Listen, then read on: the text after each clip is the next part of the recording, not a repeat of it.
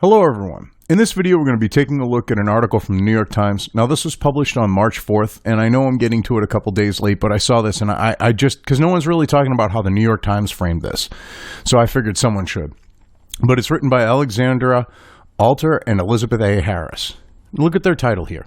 Dr. Seuss books are pulled, and a cancel culture, in, single quotes for like the idea of quoting it, controversy erupts. Because it is cancel culture. Now, this is their lead-in. The beloved author's most famous books, like Green Eggs and Ham, were untouched, but his estate's decision nevertheless prompted a backlash and raised questions about what should be preserved as part of the cultural record.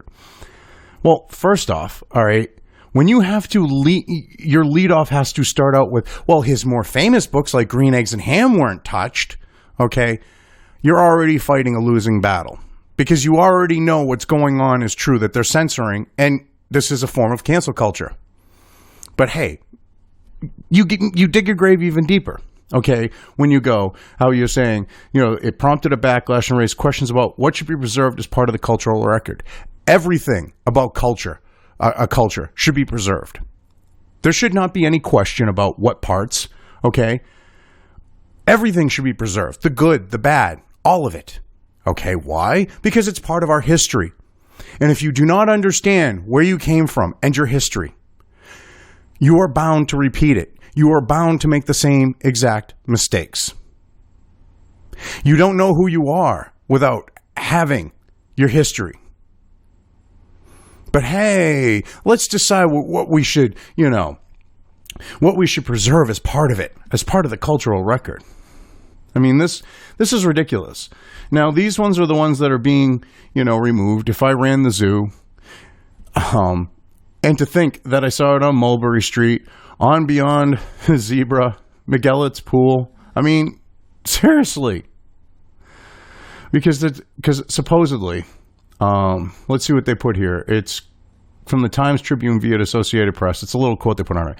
If I ran the zoo, and to think I saw it on Mulberry Street, On Beyond the Zebra, and McGillet's Pool were among 6 Dr. Seuss books that his estate said portray people in ways that are hurtful and wrong.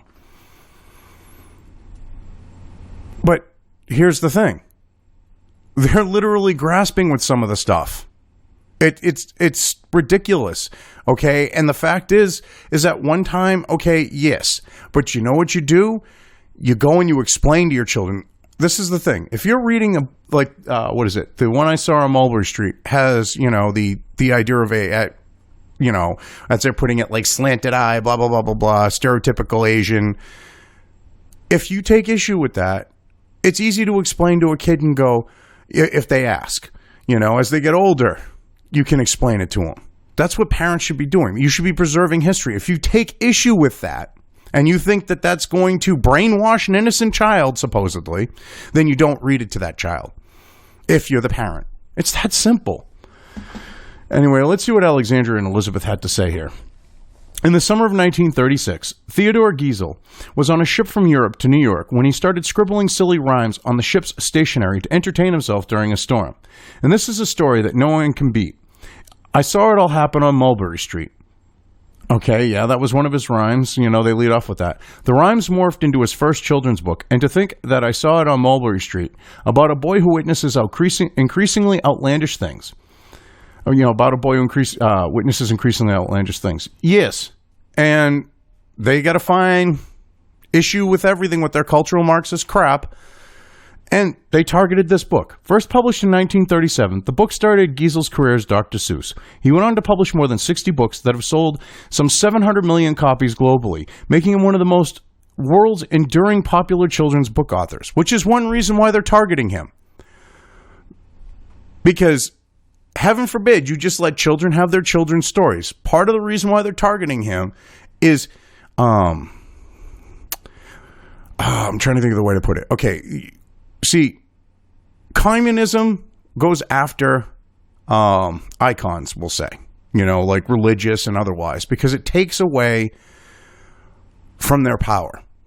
That's what these cultural Marxists see this as.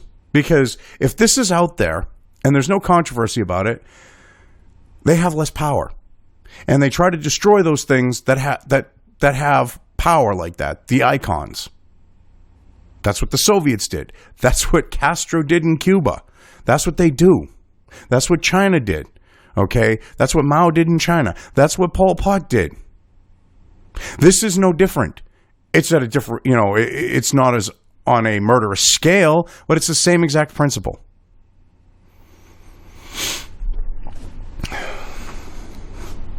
But some aspects of Seuss's work have not aged well, including his debut, which features a crude racial stereotype of an Asian man with slanted lines for eyes. The way they play that up. Okay, it's like one page, one thing, and again, like I said, if you take issue with it, don't read it to your children. But that doesn't mean you have the right, you arbiters of truth and fact on the left, or at least you think you're arbiters of truth and fact, when your facts don't actually line up with actual facts. You're not the people to decide what someone can and can't read to someone, okay? Dr. Seuss is rolling over in his grave because his estate did this, I'm sure. Anyway, Mulberry Street was one of 6 of his books that the Seuss estate said it would stop selling this week, after concluding that the egregious racial and ethnic stereotypes in the works are hurtful and wrong. How are they hurtful? There was nothing derogatory said, okay? It was one caricature, okay? Get over it. Things might change, but that doesn't give you the right to go and arbitrarily censor and cancel retroactively, all right, something from another time. It doesn't work like that. But you people, you like to censor, you like to cancel people and things on the left because you can't have something like that again taking away from your power, because if that's out there, oh my God, that's so racist, and it literally negates what you're saying because people aren't taking issue with it. You're going, it's racist, and people are going, I really don't give two shits. It's a children's story. Little children aren't going to pick up on that and all of a sudden become racist against Asians. That's not how things work. The announcement seemed to drive a surge of support for Seuss classics. Dozens of his books shot to the top of Amazon's print bestseller list on Thursday. On Thursday morning, 9 of the top site's top 10 bestsellers were Seuss books. But here's the thing: these people are doing this in support of like Seuss. They're actually giving money to these shitbags. That's the sad part. I hate to say it. And it's not like you can go and buy a used copy of the book because eBay, all right, is scouring the site and stopping free and legal commerce. I mean, you can sell Mein Kampf on Amazon. You can sell I think Amazon actually sells it, but you have third-party sellers selling Mein Kampf, okay? You have people selling it on eBay, and that's perfectly acceptable. But heaven forbid, Dr. Seuss, gets sold. A used copy of Dr. Seuss. After these arbiters decided to ban it. It's disgusting.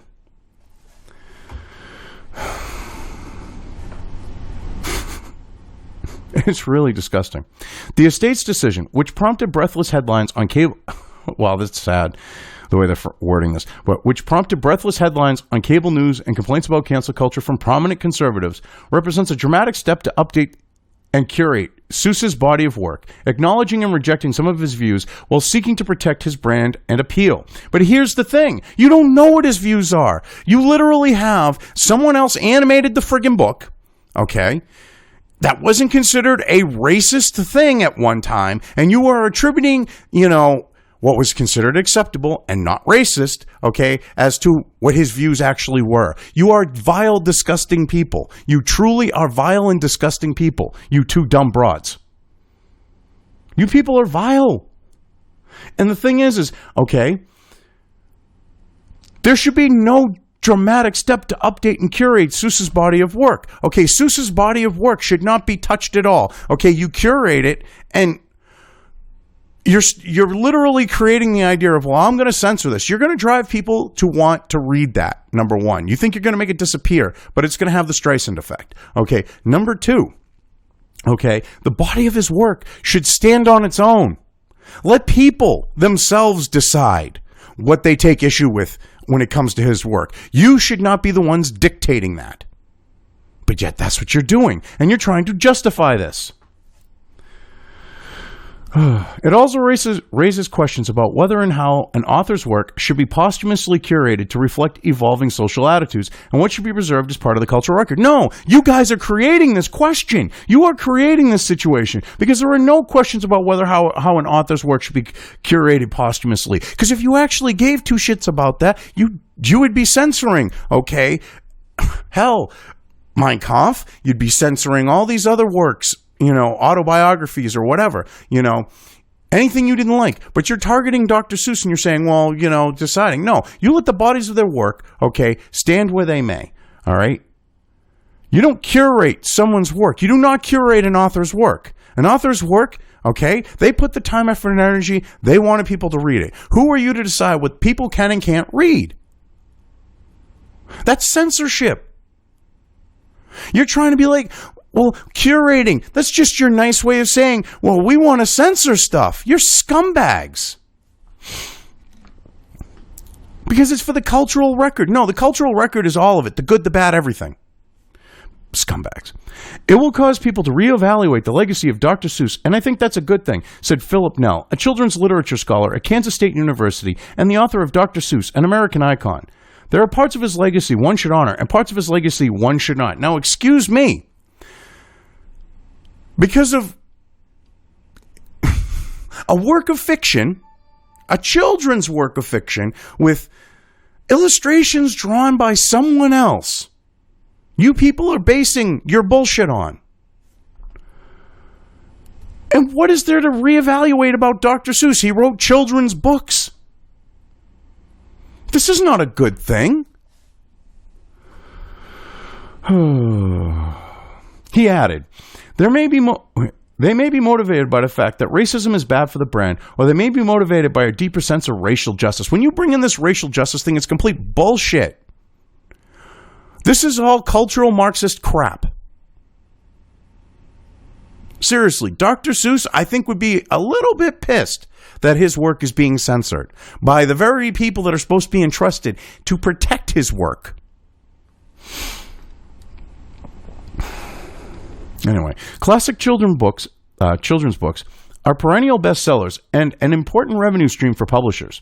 Last year, more than 338,000 copies of Green Eggs and Ham were sold across the United States, according to NPD BookScan, which tracks the sale of physical books at most retailers. One Fish, Two Fish, Red Fish, Blue Fish sold more than 311,000 copies. And Oh, the Places You'll Go, always popular as a high school graduation gift, sold more than 513,000 copies. And they don't think this is going to hurt the brand? Because normies are going to be like, this is bullshit. How dare you censor Dr. Seuss? Because they're not buying into the shit that's being spewed here. And to think that I saw it on Mulberry Street. One of the 6 books pulled by the estate sold about 5,000 copies last year, according to BookScan. McElligot's Pool and the Cat's Quizzers haven't sold in years through the retailers BookScan tracks. Putting the merits of the books aside, removing Green Eggs and Ham would be a completely different business proposition from doing away with new printings of McElligot's Pool. No, it's the same exact principle. I love how they're trying to be like, there's nothing to see here. It's different if we're stopping this. No, all of his works should be available. End of story. Dr. Seuss is perhaps the most beloved children's book author to come under criticism for outdated and insensitive depictions of racial, ethnic, cultural, and gender differences. Oh my God, he had books that promoted traditional values.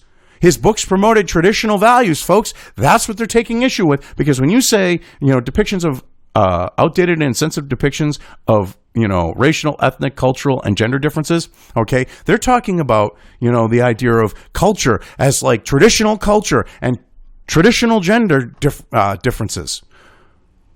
That's what they're talking about here. They are literally going after Dr. Seuss because he promotes traditional values in his books.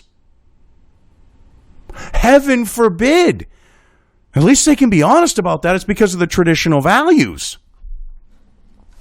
In recent decades, librarians and scholars have led a push to reevaluate children's classics that contain stereotypes and caricatures. Editions of illustrated series like Tintin and Babar, which have long been accused of promoting colonialist and imperialist views, have been withdrawn from some libraries following criticism that their European authors depicted non-white characters as savages, which is complete bullshit. How dare you go after Babar? All right, when I read this the first time, because I read the articles and then decide what I'm going to do for videos. This really chapped my ass because as a kid, Babar was one of my favorite things. How dare they go after Babar? You sleazy bastards, all right? This is what gets me is you have librarians and scholars, the people that are supposed to be teaching you, okay? The people that are supposed to be providing information to you, having archives of information, archives of books, okay, because that's basically what a library is. They're censoring things. They are supposed to be there to curate, okay, what they have for books on the note of making sure they have them in, okay, putting them back in place, not curate them on the note of deciding what you can and can't read. I mean, this is disgusting. And because a few people spurg out about Babar or Tintin, they got to ruin it for everyone. Children's publishers and literary estates are trying to walk a delicate line by preserving an author's legacy while recognizing and rejecting aspects of a writer's work that are out of step with current social and cultural values. No, they're not. They're not supposed to be walking a thin line like that. What they're supposed to be doing is preserving the body of their work. They're not supposed to be messing with the body of their work. They're not supposed to be curating it. They're not supposed to be deciding what you can and can't read from it. Okay? They're there to protect it, the work, all of it, as a whole. This is why I wanted to cover this article, because this article is so friggin' retarded, it's not even funny.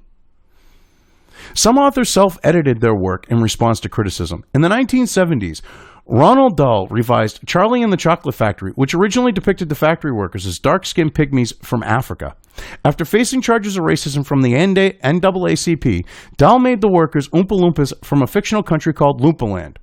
The revision failed to appease those who contend that Oompa Loompas are essentially indentured servants, and other critiques of some of Dahl's work, like The Witches, which many regard as anti-Semitic, have endured. Now this is the thing, they want to cancel Willy Wonka and the Chocolate Factory, Charlie and the Chocolate Factory. They want to cancel that shit too.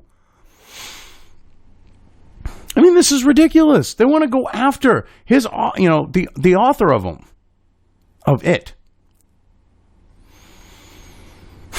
And he should never have edited his work in the first place. I hate to say that with, the fact that they kind of were slaves, the Oompa Loompas before they became Oompa Loompas. But the first time you apologize, okay, you open the door. He apologized and changed. And they're going after him how many years after his death? Well, I don't think he's dead yet, but you know what I mean. He might still be alive, actually, I think. But they're going after him decades after the fact. We're talking 50 fucking years, pardon my language. Occasionally, publishers have made tweaks to illustrations and text to refurbish outdated picture books. Fans of Richard Scarry's The Prolific Children's Book... picture books. Fans of Richard Scarry, the prolific children's book author and illustrator, have noted ongoing updates to his work to erase archaic gender roles and racial stereotypes. Oh no, because traditional gender roles, heaven forbid he have that shown in his work. I mean, this is disgusting. They're changing work that was put out. They're changing the context of it. They're literally changing the meaning. They're changing everything about it through these subtle changes, okay? And they think they're doing a good thing.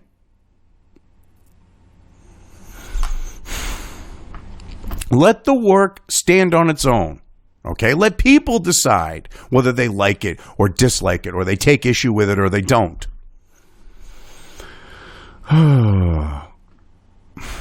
Over the decades, his books, which have sold more than 160 million copies, have been revised to better reflect gender equality so that a bear policeman became a female bear police officer and a mother cat pushing a stroller became a father cat. Oh my God! This is what I, like, when I read this, I'm like, this is really retarded. I'm going to reiterate that. This is not only really retarded. It is extremely retarded. This is, okay, the people who wrote this, the people who believe in this shit, they're riding a short bus, okay?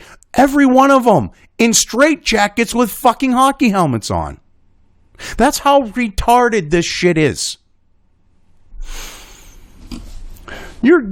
Oh my God, a mommy cat pushing a little kitten. We can't have that. We have to make it a daddy cat. Oh my God, we can't have a male police bear.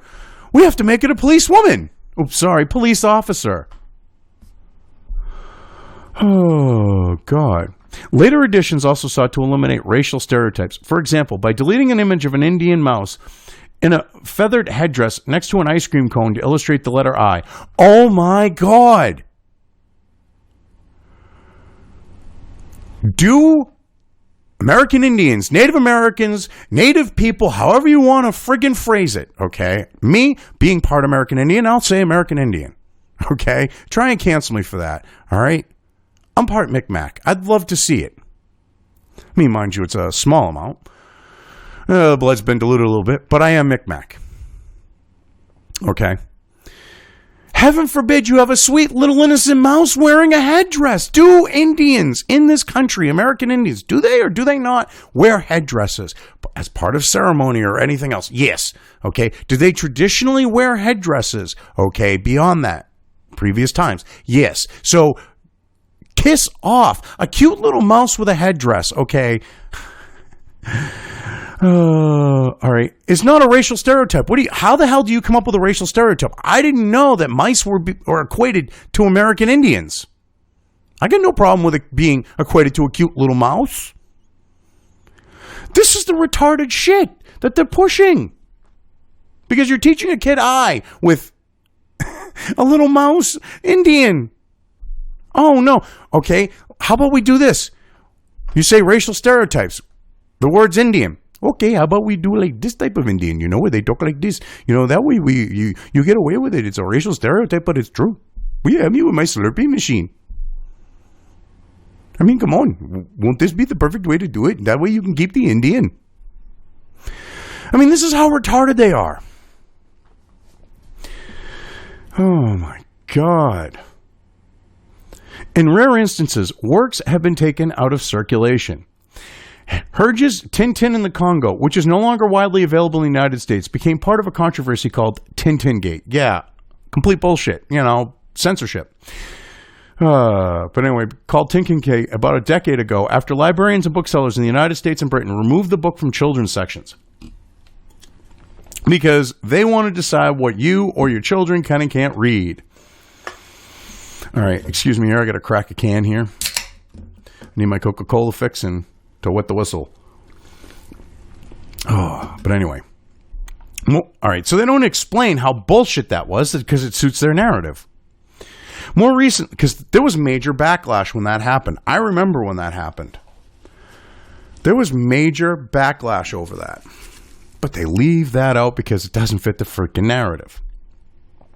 Anyway, more recently, some new children's books have come under scrutiny for insensitive or inaccurate depictions of race, sometimes leading to them to be postponed or even recalled and pulped. In 2016, Scholastic pulled a picture book, A Birthday Cake for George Washington, from stores after critics said it glossed over the horrors of slavery.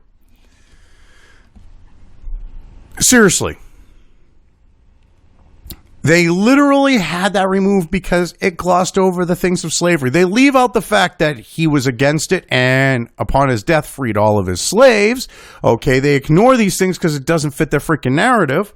All right, this is what's disgusting. If George Washington let go all of his slaves, freed them, doesn't exactly fit their narrative about how it glossed over slavery. And the thing is it's a children's book. They shouldn't be learning about serious things like that at an early friggin' age. They should be learning about that once they get into actual school, okay? And they can learn the good with the bad. But see, they want in this case, they want that bad to be there. Because it pushes their cultural Marxist bullshit. But Dr. Seuss, oh no, that's bad. Oh, this is ridiculous. Many were stunned by the Seuss estate decision. However, which was announced on Tuesday to coincide with Dr. Seuss's birthday.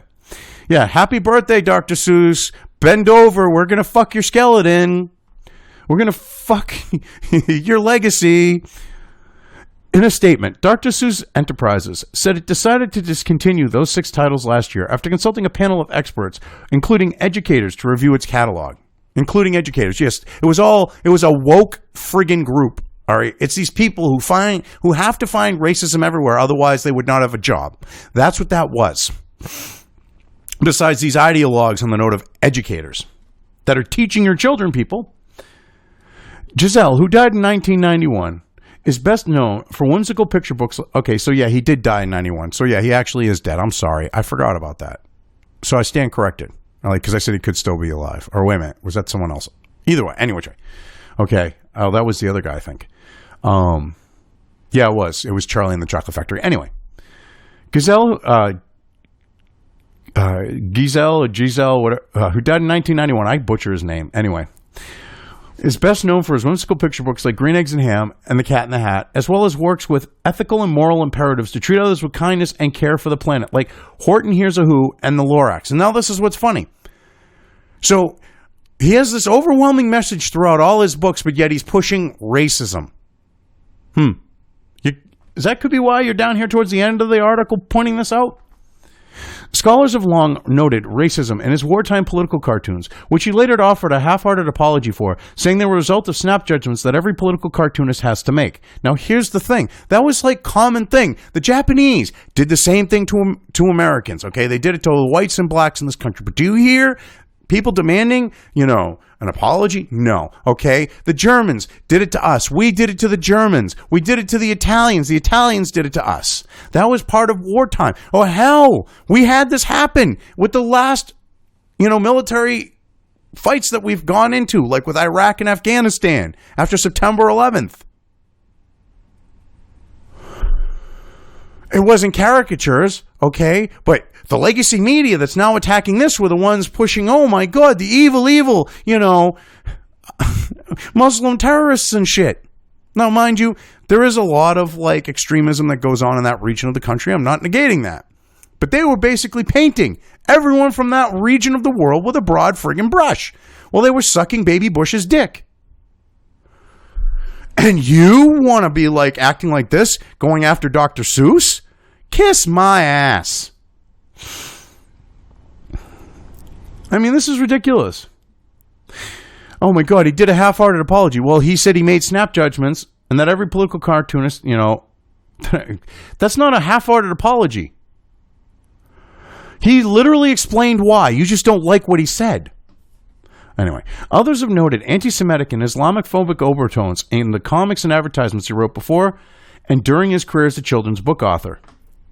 Oh no! Are they going to find it with everything? Scrutiny of his picture books has started to gain momentum more recently.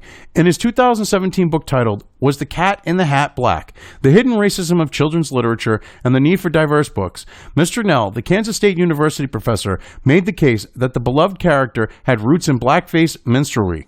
Bullshit! I have a black cat, asshole. You going to call my black... You going to say that my black cat... I have a black cat because I'm a white fucking supremacist? Is that what you're... Because that's the type of leap of logic you're making here. Because I have a black cat, and obviously I must be subjugating it by your friggin' logic. That makes me a white supremacist. Because this is the type of shit you're pushing here. Because it's a black cat. Do you want to know one reason why it could have been a black cat? Because they had limited amounts of colors, okay, when they printed the books. Black is the cheapest and easiest to print.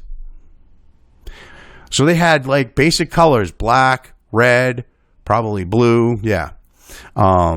Basically the four main colors of cayenne, magenta, yellow, and oh God, but you know what I mean. The four basic colors to make all the other colors. They really can't mix them that well.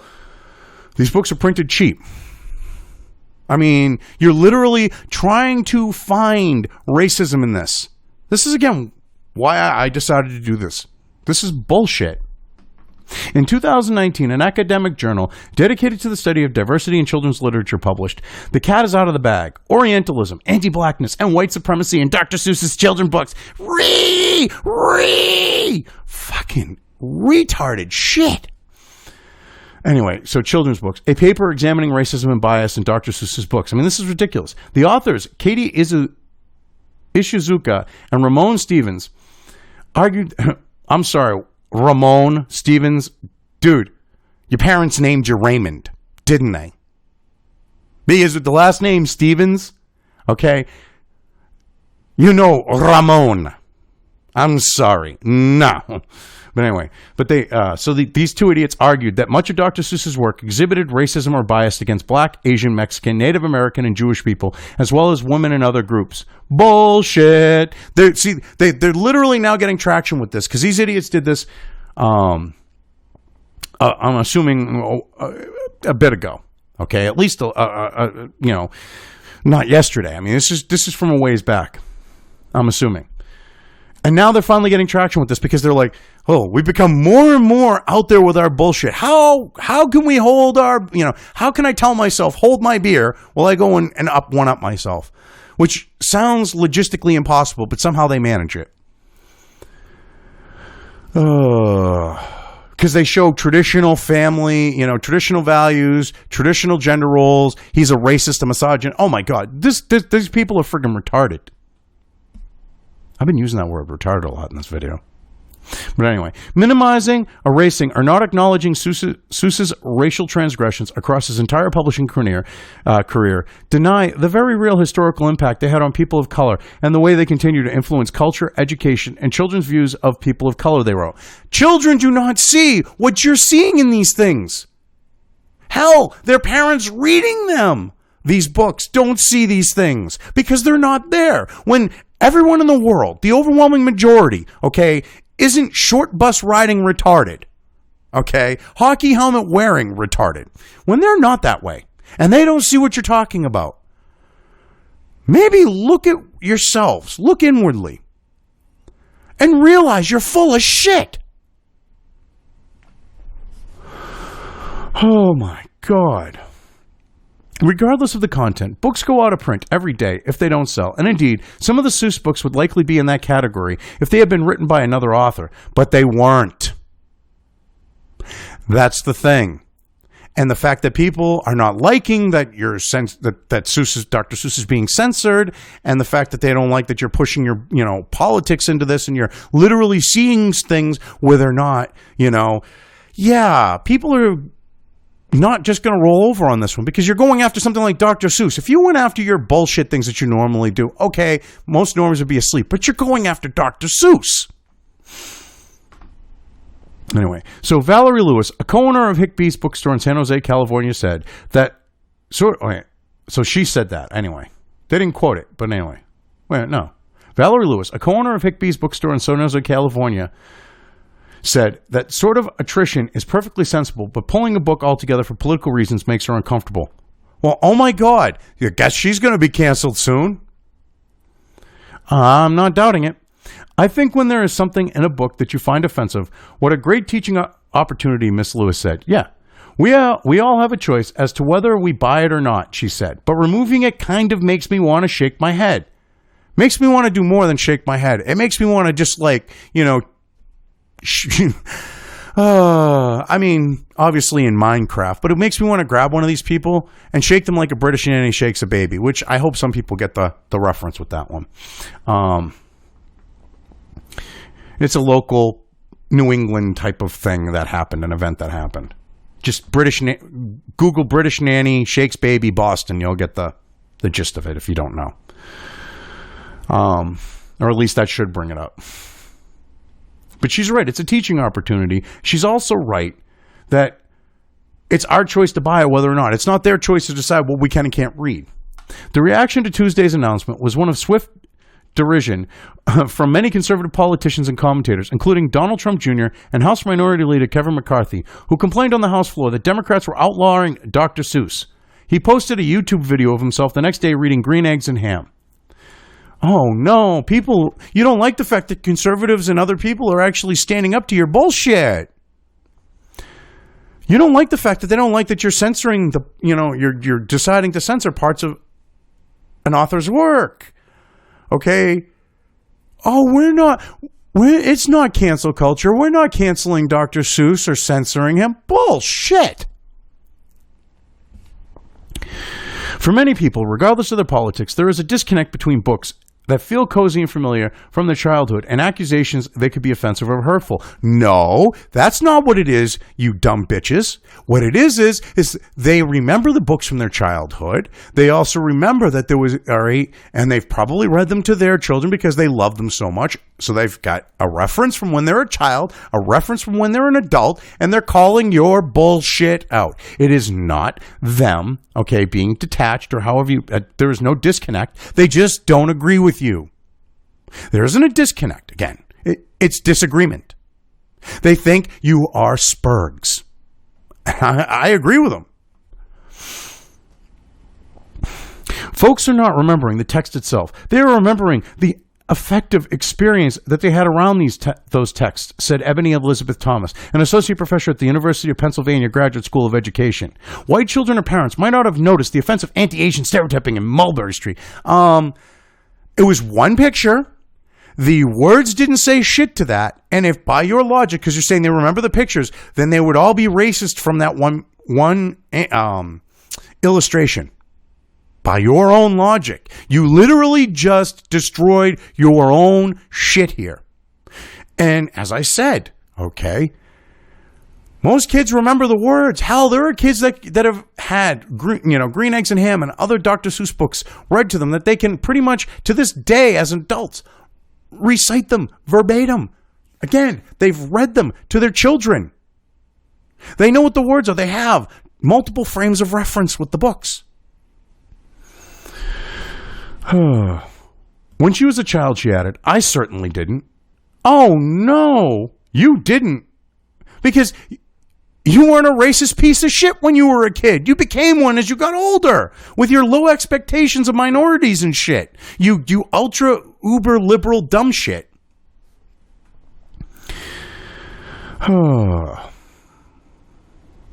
You were conditioned to buy into this racist shit. There wasn't racism when you were a kid. Now you're a racist piece of shit. Plain and simple. The ongoing reevaluation of these classic works is part of a larger debate about a lack of representation in publishing. And there has been an effort to diversify not just children's book characters, but also their creators. Now, this is what's bullshit, okay? There is a larger debate. This is not a part of a larger debate about a lack of representation in publishing. That's really easily solved. Okay? You get all these woke books being published right now that push leftist bullshit and all this identity politics. I mean, you people are extreme racists, okay? You are the same type of people, okay, who are finding racism here where it isn't, all right? And you also call non-whites, people of color, which is just taking the same racist term colored, taking the racist term colored people, flipping those two words and adding an of in the middle. You are the racists because you don't see people as individuals. You see them by their skin color. You make assumptions based on their skin color. You try to group them all into one group based on their skin color. Why? Because you're fucking racist.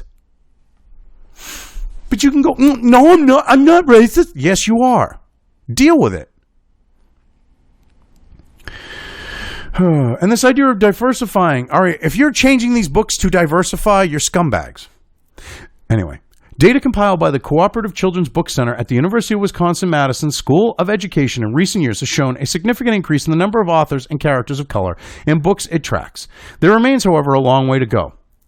So see, this is about cultural Marxism. This is about going after white authors because of perceived slights.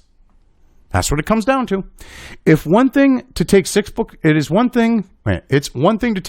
off the shelves, said Catherine Mercer, the Children's Literature Department chair at Simons University. It is something completely different to fundamentally change what's on the shelves. And that's where children's literature is right now. Excuse me? No. Screw you. Okay, first off, it is not one. All right, censorship is censorship. It is not one thing to take 6 books off the shelf. That is complete bullshit, okay? And to say it's something completely different to fundamentally change what's on the shelves. So basically, it's okay to censor, and we got to put all this shit on the shelves that meets our ideology, is what she's saying here. This is complete bullshit, and that's what they end with. This is ridiculous. It's okay. She's basically saying it's okay to remove those 6 books, but it would be an even better thing if we change everything. I mean, this is why I wanted to cover this article. I mean, this is the type of shit they're pushing. They're trying to push this as they're curating, okay, the cultural record. It's censorship. It's cancel culture with a dead man. Anyway, I've covered this well enough. I'm leaving things here. If you liked this video, depending on where you are watching it, please give it an upvote or thumbs up. If you want to know when new content of mine hits the internet, don't forget to subscribe to one or more of my social media or video accounts listed here. Also, with YouTube, don't forget to ring that bell. You can find all of my video content on both BitChute and YouTube. This may not be the case with other places I upload to, but I will try to minimize this happening. You are always welcome to interact with me at any of these sites on the list, so feel free to do so. If you have anything you want me to cover in a video, when it comes to news or current events, send it right along to me. I will try to do my best to cover it. As always, thank you for watching.